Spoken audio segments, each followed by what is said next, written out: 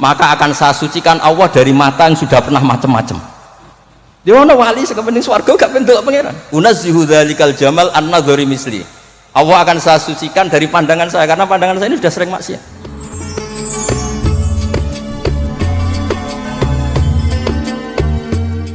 Assalamualaikum warahmatullahi wabarakatuh.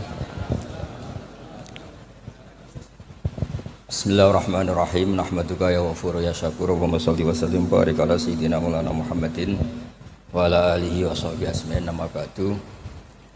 Tengersa para alim alamah, para kasepuhan, para kiai ingkang sangat kula hormati. Utamanipun Kiai Haji Ahmad Mustofa Bisri sedanten keluarga, wonten Gus Yahya, Gus Menteri sedanten, wonten kiai-kiai sepuh, wonten iki wonten penantang kula fikih Kiai Marzuki. Mboten nantang. Iki Malang ngoten niku. Dados kapan-kapan struktural pengurus NU niku piyambake Suriah mawon ampun tanfidiyah.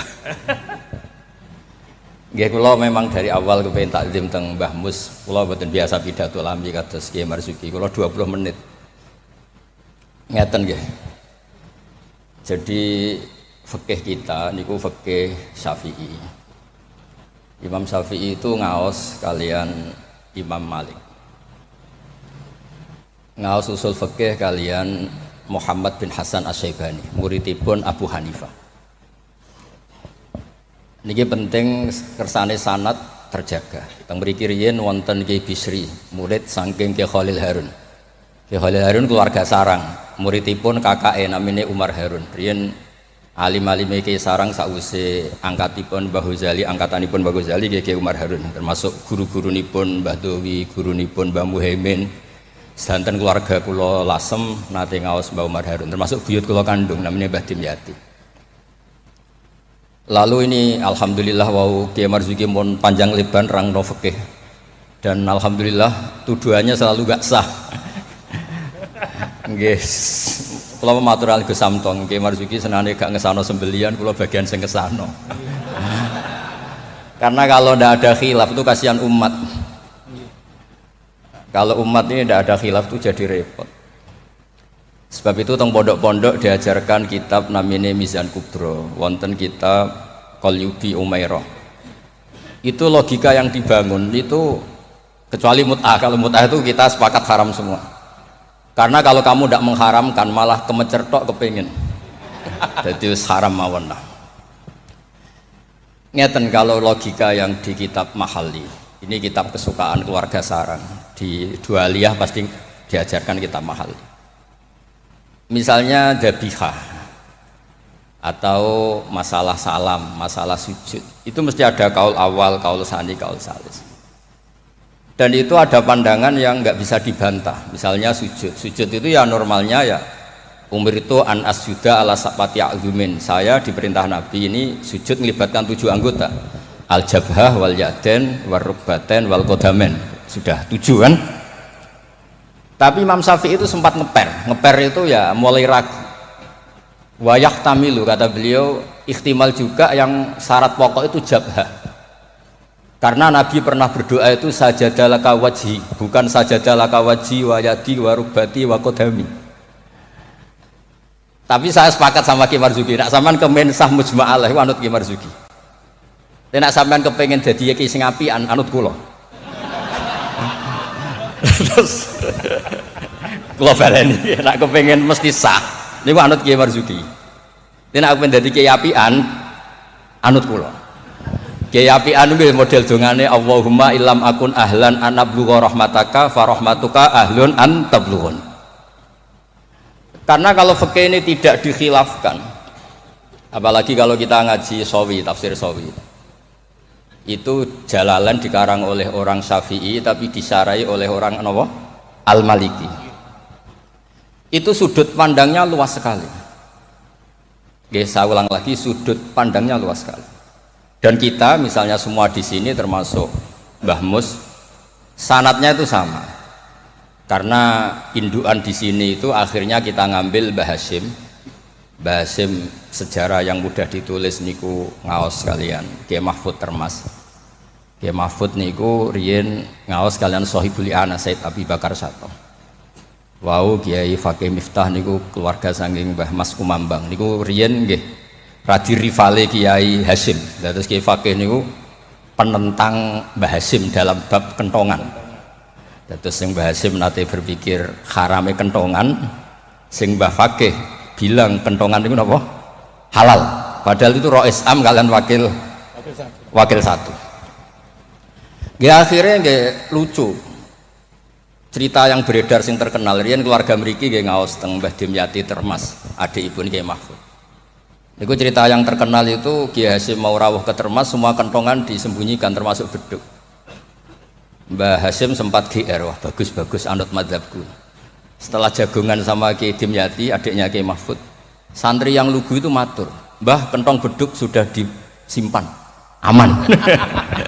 Ternyata bodon-bodonan tok untuk menghormati napa?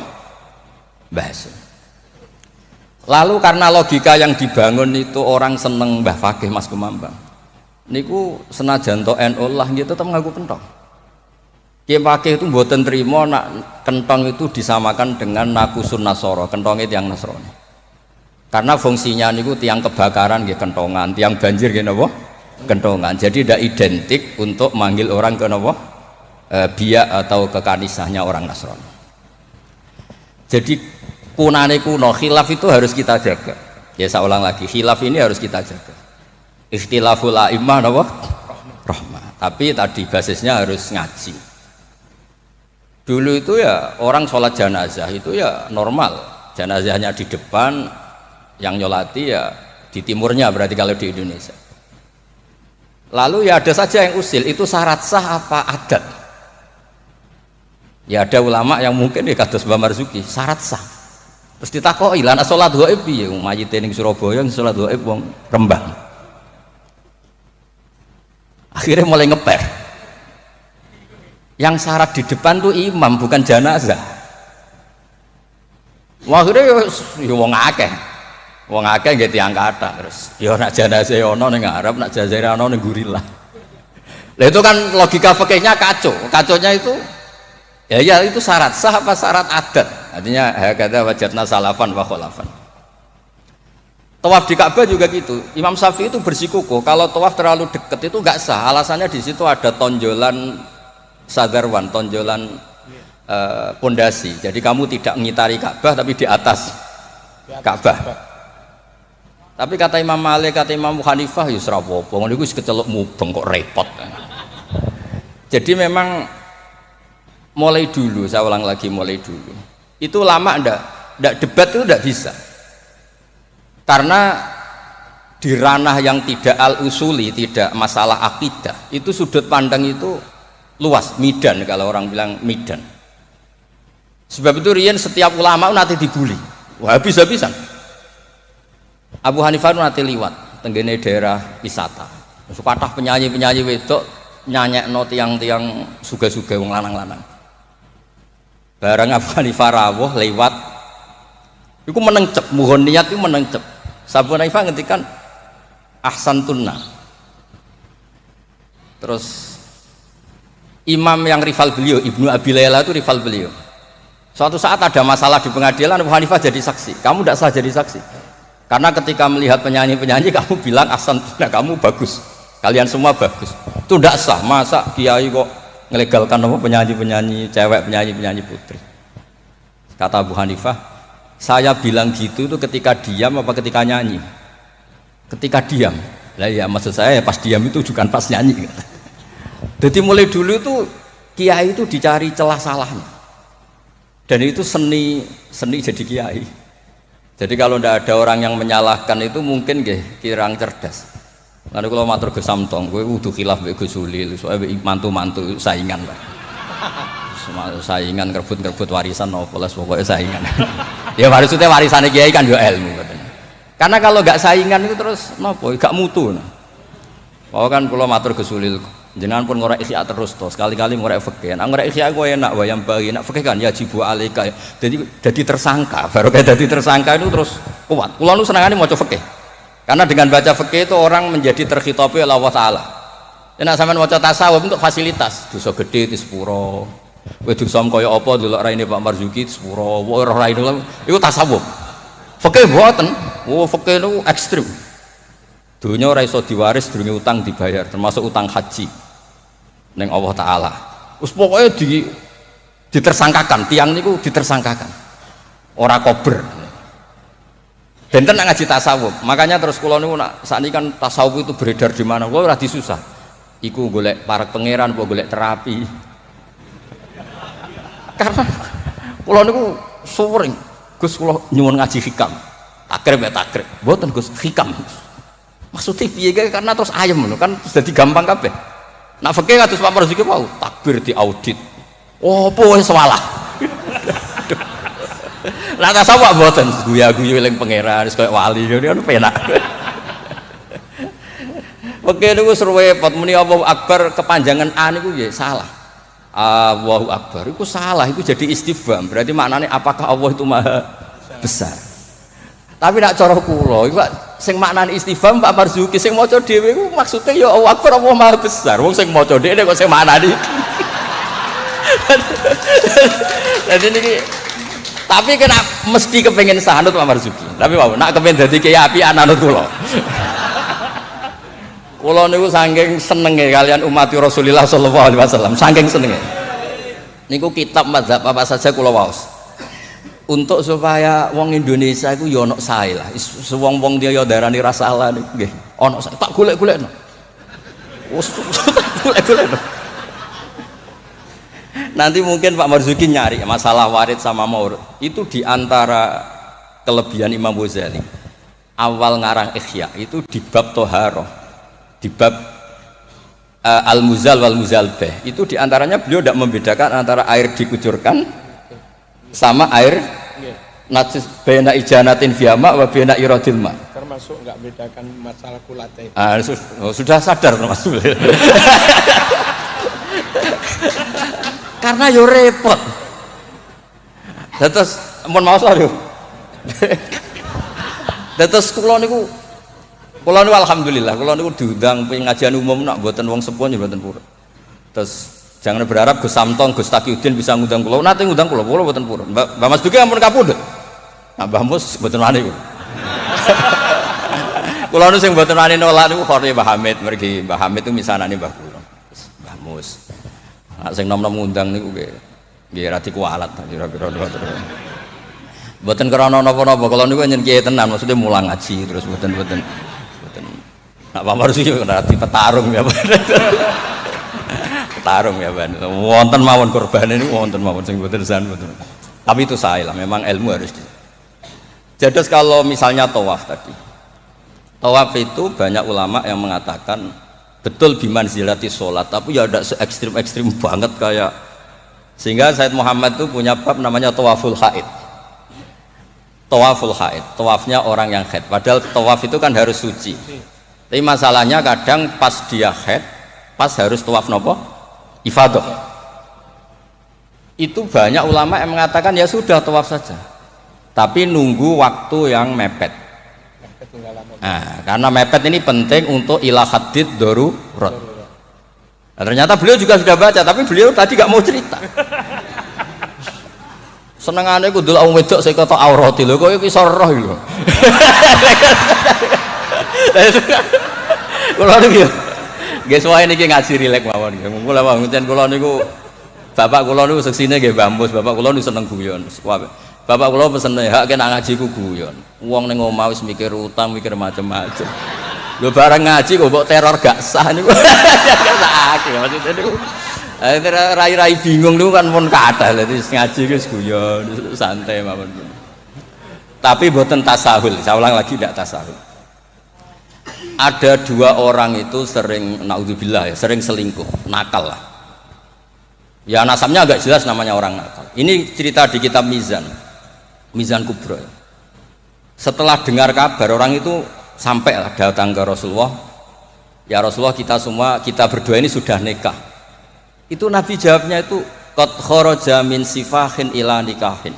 Ini sudah keluar dari status perzinaan menuju napa? Nikah. Dan Nabi tidak bahas masa lalunya. Sehingga dalam tradisi Jawa itu di fikih wali itu anut Syafi'i Tapi orang ngungkit-ngungkit itu anut Hanafi. Maksudnya begini, produk putri yang tidak dari nikah sah itu kan tidak bisa intisab ke bapaknya. Jadi di bab ini anut Syafi'i, si bapak ilegal ini tidak sah jadi apa? Wali. Tapi mengapresiasi nikah bagaimanapun itu cara keluar dari sifat, keluar dari status perzinahan. Satu-satunya cara misalnya gini, hari Ahad itu masih selingkuh, sekali malam Senin itu nikah, berarti status baiknya adalah qad kharaja min sifahin ila nikah. Jadi ilmu itu banyak dan sudut pandang itu banyak, karena ya tadi fikih itu masalah furu'iyah. Ada ulama yang agak kritis tapi ya gimana gitu. Misalnya begini, pelanggaran tertentu itu sanksinya itqu raqabah, memerdekakan budak. Kalau tidak bisa lagi begini, terakhir puasa 2 bulan. Nah ulama ini ngerti si pelanggar ini raja kaya raya, tujuan sanksi itu kan memperberat. Kalau disuruh merdekakan budak gampang sekali karena dia orang kaya, maka sanksinya langsung disuruh puasa 2 bulan. Alasannya yang namanya sanksi itu yang kira-kira orangnya itu kapok. Ini kalau sekedar terkait uang, itqu raqabah itu gampang sekali. Apalagi kalau misalnya mun ngantem mriku mawon ben gak kulino ngaji kumangan pun. Itu mungkin sama lagi, misalnya di kafaratul qatli yang khata atau kafaratul yamin. Fa kafaratu amu asyarati masakina seterusnya atau apa sajalah. Kan biasanya kafarah itu sosial dulu. Saya ulang lagi, biasanya kafarah itu sosial dulu, merdekakan budak. Jadi budak itu kan tidak enak betul. Jadi budaknya kiai aja agak enak, apalagi budaknya orang nggak soleh itu tidak enak betul jadi budak. Sehingga semangat Islam semua kafarah itu bentuknya itu itqu raqabah. Tapi si raja ini kaya raya, kalau disuruh merdekakan budak atau ngasih makan 10 orang miskin, itam itu mudah sekali. Sanksinya puasa saja biar kapok, karena dia cara pandang tujuan sanksi itu bikin kapok. Agak masuk akal. Tapi banyak ulama yang cara pandang ini ada jumlah muqtaridah sedikit. Saya dulu sering sowan Mbah Mus, yang paling saya kenang itu nasihat ini. Nak jare badolah, wong loro, nak rawali yo sering nyetel radio. Pilih aja itu kalau instingnya tidak insting wali ya pengalaman, apa? Karena fatwa fikih itu butuh tajribah, butuh pengalaman. Begini, merdekakan budak itu bagus, menguntungkan yang dimerdekakan. Gak penting yang merdekakan ini mudah apa enggak. Semangat Islam itu menguntungkan orang lain ini tidak penting. Saya ulang lagi ya, kalau ulama yang pertama tadi ba'duhum itu, kalau disuruh merdekakan budak atau ngasih makan orang miskin kan mudah sekali bagi orang kaya raya. Sanksi yang berat dia disuruh apa? Puasa. Masuk akal dari segi pelanggar ini, dari segi pelanggar ini. Tapi dari segi sosial menguntungkan mana? Merdekakan budak apa puasa? Budak. Merdekakan budak. Lah sekarang Islam tuh lebih berkeinginan merdekakan budak apa berkeinginan ngasih sanksi orang ini? Merdekakan budak. Falak tahamal aqobah wa ma adraka mal aqobah fakku raqobah. Akhirnya ini jadi ulama yang minimalis, dibully cara sekarang. Makanya kata ulama yang wali, wis to ora usah dipikir urutane ning Quran ngono ya ngono, ora usah dipikir. Ini jenis wali. Yang jenis peneliti, semangat Islam itu merdekakan budak, bukan memperberat sanksinya pelanggar. Itu tidak penting. Nah ini sudut pandang. Jadi mau tidak mau. Makanya saya ini matur nuwun lah. Makanya tadi ketika Pak Marzuki naik langsung maju. Kalau nu sering delok beliau, tapi penyen petarung. Angger fatwa ini ono korban. Tadi petarung. Ya bagus lah. Memang fikih itu butuh munazih itu petarung. Supaya ilmu itu hidup, bukan petarung yang tadi pakai santet, pakai apa enggak. Memang ilmu lah. Ya dulu itu sama ingat debatnya Mbah Mun sama Basal itu kalau guyon gini, kiai gede nak diundang ning desa apike teko ta ora. Ana sing bilang ya sapike teko lah sakake wong desa. Tapi survei membuktikan apike ora iku kan jobe kiai cilik. Dimbat pisan mbek kiai gede. Itu kan harus ada sudut pandang itu. Harus ada apa? Lah iya, makanya kan yo rono pas orang ngaji kan iso. Sing ra pas salam templek lah kok angel temen nerangno. Lho kan kalau lho kula nu ngalami, kula jare wong akeh rak kiai gede, nek diundang teng desa mboten purun. Tapi teng kiai desa kula sering niliki. Oh suksine kathah pangeran lah, nek kurang akeh. kurang top. Kula Yusain akbaru zadah seksine pangeran. Kula sering iki desa kula tiliki. Termasuk nyun sewu kadang kula betani terjemah UI, kula sukani Ibris, kula sukani terus kula sukani kitab-kitab akidah Mbah Sakur akidah. Karena tadi, nah aku teko muludan ning desa, kas musolae muk pira. Terus digo nyangoni kiai ketua Tanfid Jawa Timur. Wah, iku ngentekno kotak yakin. Iku ra merakyat iku. Lah nek alasane tawadhu istilii pas wis ora ono salam template. Istilii diaturi. Mboten iki mboten sok-sokan suci mboten iki cerita mawon. Artinya sudut pandang itu selalu ada. Kula cerita bolak-balik. Kula nate diundang manakiban mboten teko. Tujuan kula lho kiai cilik mangan daging arang-arang salam aku teko. Tenan kula mboten teko, ketemu kiai sing teko. Matur nuwun Gus gak teko. Aduh aku gak lakon katanya. Aduh aku gak lakon. Loh kalau saya datang jatah 50.000 sampel mesti teng kula. Mbak-mbake untuk suwiran-suwiran niku. Lah maksudnya niku ijtihad. Jadi ijtihad itu mau ndak mau. Mulane kula niku sirine kenapa kula diundang Gus Ipul ora teko wis Pak Marzuki wae niku jatahe Pak Marzuki. Dan terus kedah mikir lah. Karena memang ini ranah ijtihad. Saya ulang lagi ranah. Saya berkali-kali bilang ijtihad itu sudut pandangnya itu banyak. Ada orang saking senengnya Nabi itu sowan Nabi terus ingin melihat wajahnya Nabi. Itu bagus namanya kangen ya sowan. Banyak juga sahabatnya nggak mau sowan, alasannya ganggu. Lho kok seneng Nabi duwe keluarga, gak ada istri, gak ada cucu, amen mbok sowani terus kapan ngurus keluargane? Banyak juga. Ada sahabat yang suka melihat wajahnya Nabi sehingga kalau sifli wajah Rasulullah secara fasih bisa nerangkan. Ada yang ditanya sifli wajah Rasulullah langsung nangis. Saya ini tidak pernah melihat wajahnya Nabi, tapi Anda kan sahabat. Saking takzim saya tidak berani menatap muka Rasulullah SAW. Ada ulama yang sholat sof awal terus wali, yang pol guri ya wali ketika ditanya kok sok-sokan suci wani kok ngarep. Jadi nak sholat kok guri terus, ya jadi wali. Banyak juga wali yang ditanya kalau kamu di surga keinginan terbesar apa? Kata wali-wali kan an-nadhar ila wajhillahi ta'ala, melihat Allah Ta'ala. Kalau dia enggak, unazzihu dzalikal jamal an-nadhari misli. Meripatku tahu delok dangdut, meripatku tahu delok gambar sing ora jelas-jelas. Maka akan saya sucikan Allah dari mata yang sudah pernah macam-macam. Di mana wali sekepening swarga gak pengen delok pangeran. Unazzihu dzalikal jamal an-nadhari misli. Allah akan saya sucikan dari pandangan saya karena pandangan saya ini sudah sering maksiat. Karena kalau kita melihat Allah GR hanya mentang-mentang Rois Tanfid Jawa Timur misalnya. Terus ditakoi pangeran, kue meripat yang sama, tahu bogo maksiat tau ora?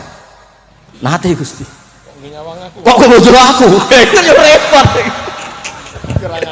Dadi mboten iki cerita mawon nak nglarakno atine Pak Marzuki kersane dadi kafarah nggih. Ya karena bagi yang tidak disahkan tadi mungkin yo gelo maksudnya itu. Nggih, mungkin nggih gelo. Tapi memang dimuin seperti yang dikatakan. Makanya beliau fair secara ilmu itu dimuin.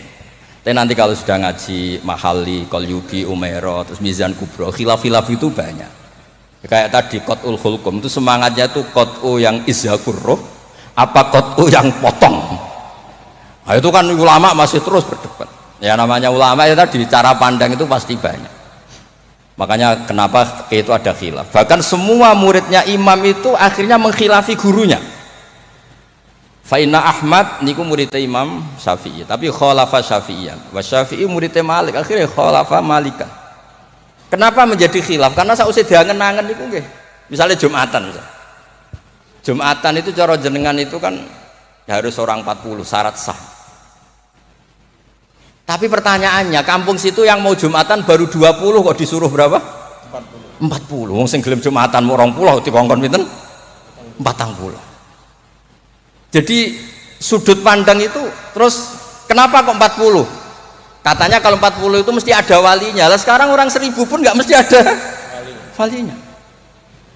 Terus kedua dikatakan 40 itu mesti jam'un kelompok. Lah 12, 20 juga sudah bisa disebut apa? Jam'un, sudah dikatakan kelompok. Mulane kula nate Jumatan teng pedalaman Purwodadi. Kula riyen sering ngebis teng Jogja lewat Pati Ngidul. Pas wae Jumatan niku tiangnya namung 6 napa 12. Santri kula niku tamat MGS Sarang. Ya baik ada kula mboten. Jenengan mboten ada gak. Niku maca Fatihah ya Pak Marzuki. Niku kaya wong ape kelahiran niku cerita bolak-balik. Wis kados perjuangan tenan. Aku ngomong ngene, aku sing menusa ora mentolo ora ngesahno apa meneh pangeran. Mergo macane Fatihah. Wis dinas perjuangan. Kaya wong ape kelahiran. Aku nak ape ada Allahu arhamu minni. Umpama aku juri we tak sahno mergo ora mentolo apa meneh pangeran. Mosok wis kangelane ngono, hasilnya mboten apa? Sah. Mboten iki cerita mawon mengke penantang fakihnya nak badhe ngendikan nggih monggo. Karena ini agak dolim saya, karena kan saya kedua. Tapi enggak apa-apa nanti Mbah Mus mesti pareng kok kalau jenengan bantah saya lagi enggak apa-apa. Tapi kok ngarepe pangeran duet malah dubat lagi nanti. Nah debat malah ngarepe pangeran kadose menang kula karena kebetulan secara status niku wong sakit mai Quran, ahlul Quran, ahlu wa khosotu. Kayaknya saya agak spesial lah tentang berkoran. Terus ilmu itu harus tadi, saya ulang lagi. Karena kalau pertanyaan itu bisa mujab, bisa nafi. Saya ulang lagi, pertanyaan itu bisa mujab, bisa nafi. Misalnya begini Pak Marzuki, dibalik pertanyaannya. Wong sing isane salat mau ngono, iku apike salat apa ora salat? Dibalik pertanyaan. Nggak, ini MC-nya maaf ya, nanti setelah ini Pak Marzuki lagi terus saya tidak akan bantah lagi. Karena saya ini wong lego lah. Mbok beliau ngadili kayak apa saya insya Allah ya tidak mandi, nggak ngefek. Cara kula wong partai politik loyalis saya terlalu fanatik. Nggak ngefek. Pertanyaannya jadi balik. Dhisik ceritane Wali Songo itu salat sementing salat rubuh gedang lah. Ya saya ulang lagi, orang yang belum bisa sholat sempurna itu apik sholat apa mboten? Sholat. Sekarang dibalik Pak Marzuki, orang yang baca Fatihah tidak benar, kita bisa mentakhrij cari solusi. Anggap saja itu wiridan.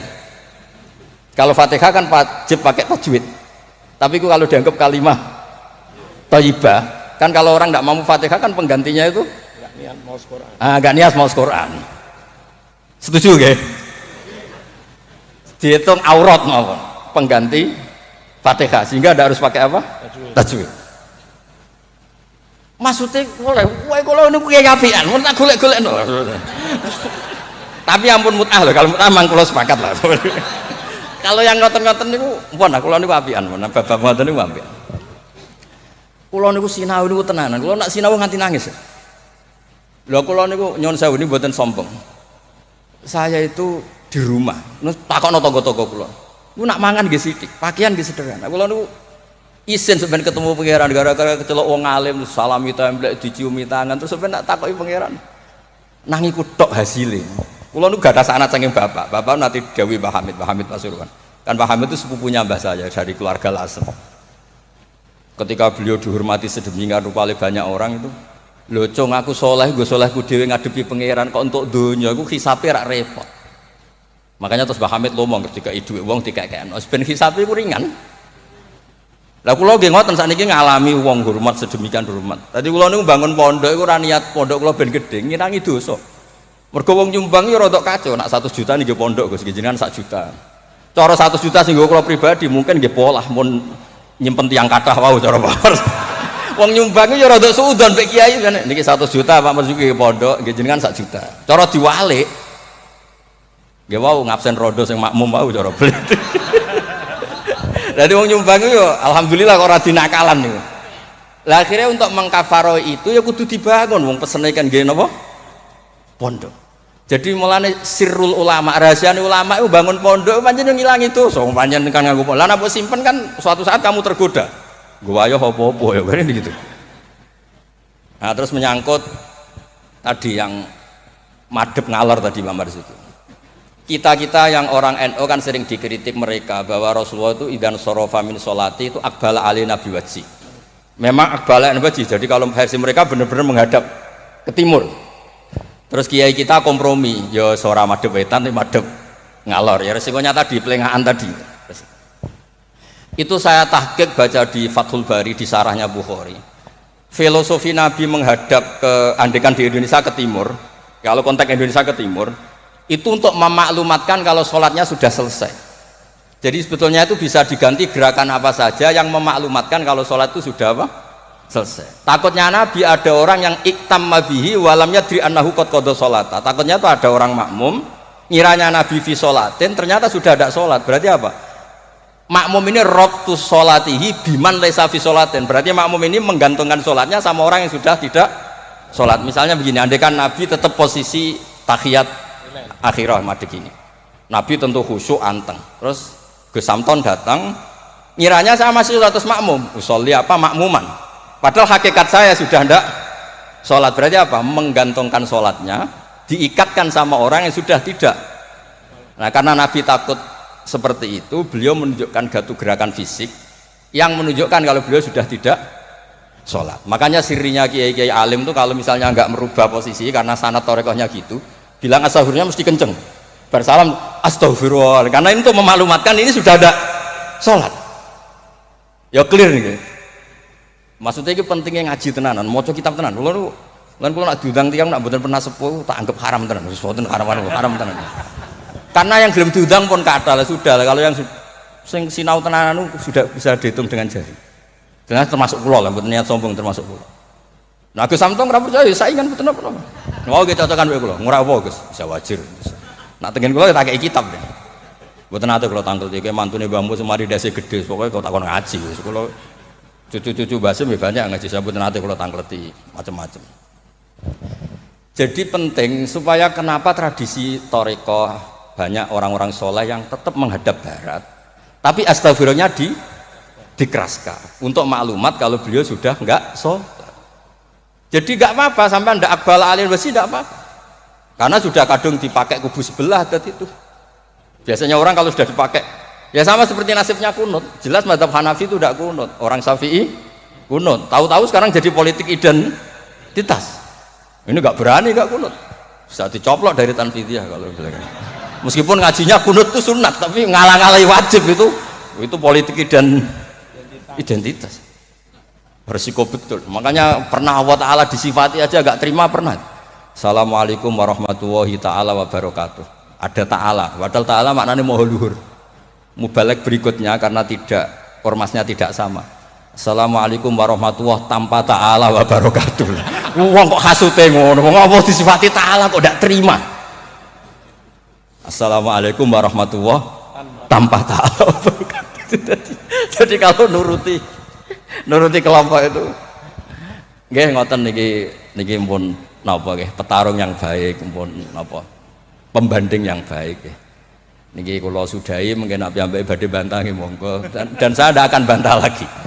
Nggih pokoke kula suwun perilaku yang salah dibenerin sesuai dawuh Pak Marzuki. Tapi nak kadung kowe ra iso. Tak golek-golekno dalil. Wes aku nak ketemu Nabi itu yang sah. Nabi nak ngendikan wong dosa ngene elek, Tapi Nabi yo ngendikan syafaati li ahlil kabair min mati.